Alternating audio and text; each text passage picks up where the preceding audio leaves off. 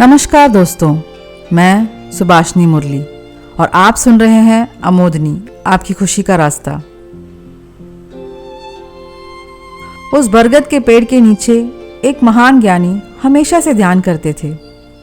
वे बूढ़े हो चले थे और एक दिन यूं हुआ कि कुछ लोग उनके आसपास इकट्ठा हो गए। वह यह जानने के लिए उत्सुक थे कि उनके गुरु कौन हैं।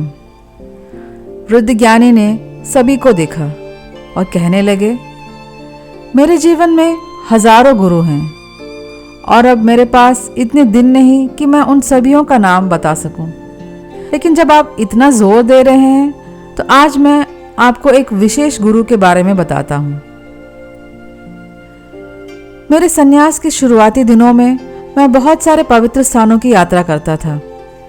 ऐसे ही एक यात्रा के दौरान मैं रेगिस्तान में उतरा और तब आधी रात हो चुकी थी। मैं भटकते भटकते किसी तरह एक छोटे से गांव तक पहुंच गया। मैं उस छोटे गांव में किसी को नहीं जानता था और तो और उस समय सभी सो रहे थे। जब मैंने चारों ओर नजर घुमाई तो मैंने देखा एक आदमी एक घर के ताले को तोड़कर खोलने की कोशिश कर रहा है।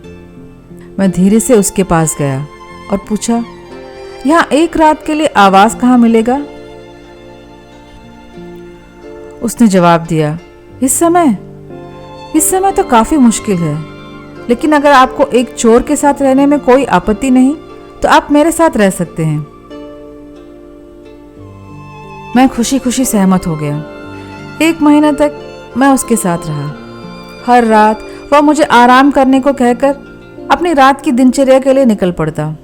जब वह लौटता मैं उससे पूछता कि क्या वह आज कहीं से धन प्राप्त करने में सफल हुआ, और वह मुस्कुराकर कहता, इस रात कुछ भी मेरे पकड़ में नहीं आया, लेकिन मुझे यकीन है कि कल मैं सफल होऊंगा। लगातार असफलताओं के बावजूद वह खुश था और कभी भी उसने अपनी उम्मीद नहीं खोई। विफलताएं उसकी दृढ़ता को रोक नहीं पाई। मैं कई वर्षों से ध्यान साधना का अभ्यास कर रहा हूं, मगर कुछ चरणों में मैं निराश हुआ हूं और मेरे मन को यह सोचकर बहुत दर्द पहुंचा है कि मैंने क्या प्राप्त किया। और उन समयों में मैंने उस चोर को याद किया है जिसने मुझे आशा और दृढ़ता का सही अर्थ सिखाया।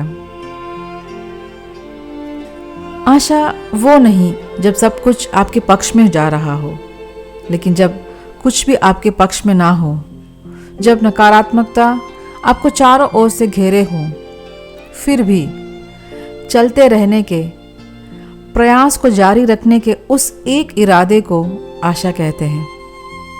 अंत में ज्ञानी कहते हैं, गुरु कौन है ये मायने नहीं रखता, मगर वह क्या सिखाता है मायने रखता है।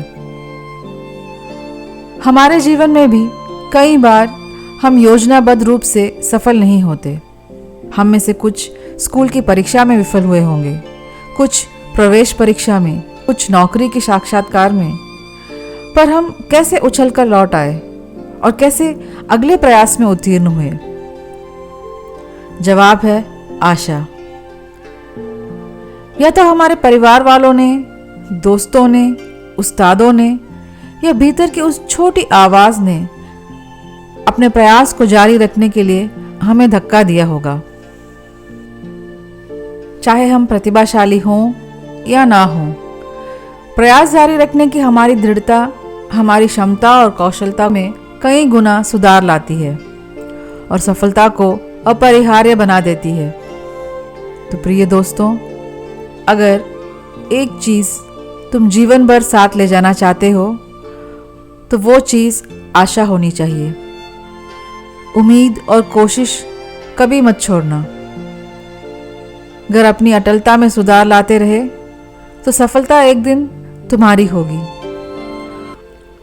मुश्किल समय जब दरवाजे में दस्तक दें तब अपने आप को याद दिलाएं कि बेहतर चीजें उनके पीछे ही छुपकर खड़े हैं।